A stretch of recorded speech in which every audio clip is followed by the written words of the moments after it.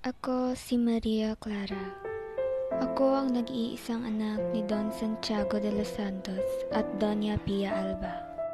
Ang aking kasintahan ay nagngangalang Crisostomo Ibarra y Magsalin na aking kababata.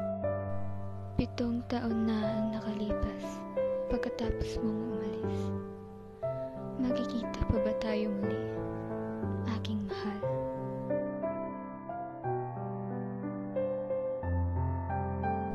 Ako ba'y di mo nakalimutan? Di mo ba ako nakalilimutan?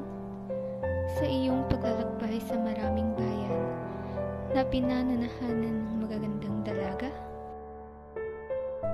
Mula nang pumasok ako sa Beaterio, ay marami nang tinanggap na parusa ang aking kumpesor dahil hindi ko matupad ang inuutos niyang paglimot sa iyo.